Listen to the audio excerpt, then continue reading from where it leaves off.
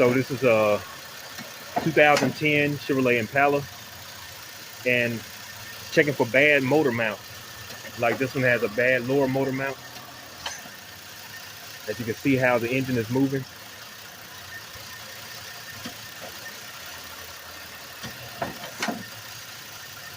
This bad motor mount is causing the vehicle to vibrate.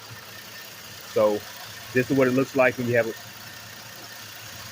bad motor mount.